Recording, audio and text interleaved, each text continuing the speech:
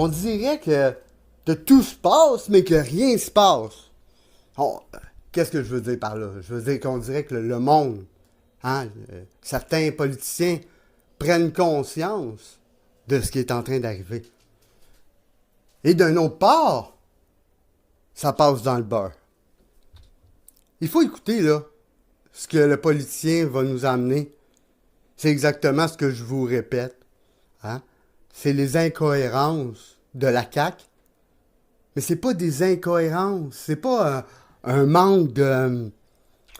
C'est pas un manque de leadership. C'est pas un manque d'expérience. Au contraire, on a affaire à du monde très intelligent qui ont un plan politique, un agenda politique et qui s'en vont directement là en essayant de contourner les lois pour éviter justement que quelqu'un se rende compte de tout ça et qu'ils peuvent intervenir. Fait que tranquillement, on essaie de changer des lois en se servant sûrement de certains avocats qui nous disent, bon ben, allez-vous-en par là et dites que c'est pour ça. Rendu là, vous allez pouvoir faire ça à cause de ça puis ça.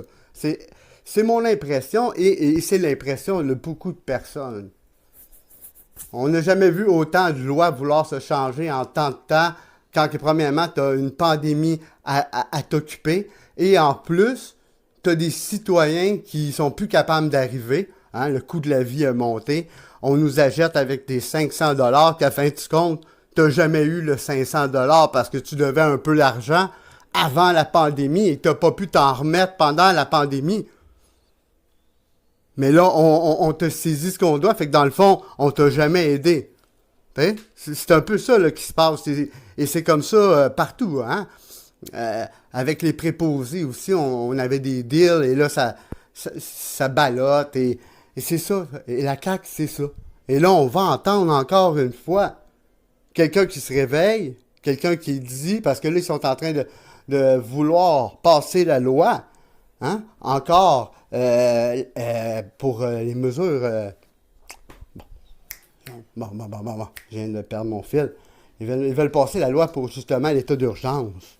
Garder l'état d'urgence, comme je l'ai dit l'autre fois, jusqu'au mois de décembre. Et pour les prochains 5 ans, certaines lois là, qui vont toffer 5 ans, même si l'état d'urgence, c'est pas moi, j'appelle ça une dictature. C'est de la dictature, exactement, pour s'emmener et que le monde ne puisse pas se plaindre et se rendre où ce qu'ils s'en vont. Fait qu'on va écouter justement ce politicien. J'ai enregistré ça cet après-midi. J'ai écouté ça pour vous.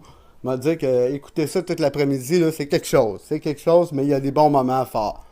C'est parti. Les syndicats représentant les employés de l'État. Ce gouvernement aura non seulement bafoué la démocratie pour des fins politiques, mais il aura aussi privé les travailleurs de leurs droits. Il est donc non justifié de vouloir maintenir en vigueur certains contrats pour une durée de 5 ans suivant la fin de l'état d'urgence. Le maintien de l'état d'urgence sanitaire pendant 2 ans aura permis au gouvernement caquiste d'octroyer 13 milliards en contrats de gré à gré, et ce depuis mars 2020.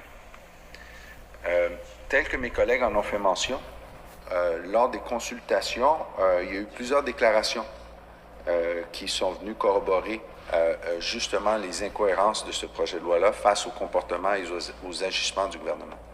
La PTS, le projet de loi porte atteinte aux droits des travailleurs. Il ne met aucunement fin à l'état d'urgence, il le poursuit.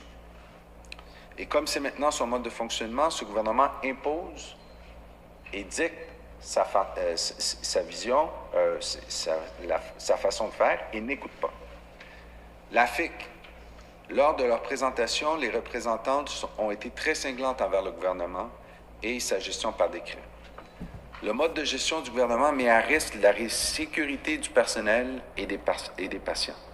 Il s'oppose aux articles 2 et 3 du projet de loi. Elles exigeaient l'implantation de ratios et l'arrêt immédiat au recours aux agences privées. En décrétant l'état d'urgence sanitaire à plus de 106 reprises depuis le 13 mars 2020, le gouvernement s'est donné tous les pouvoirs et en a abusé en brimant les droits des travailleuses et en contournant leur convention collective. Avec ce projet de loi, le gouvernement souhaite ni plus ni moins conserver le droit de décider seul des mesures spéciales qu'il entend maintenir jusqu'au 31 décembre 2022, sans devoir rien justifier à quiconque. Le gouvernement a utilisé le prétexte de l'urgence sanitaire depuis 2 ans pour imposer unilatéralement aux professionnels en soins un nombre incalculable d'arrêtés et de décrets.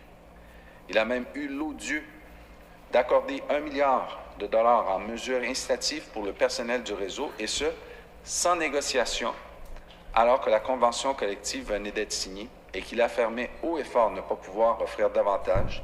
Cette façon de faire est inacceptable.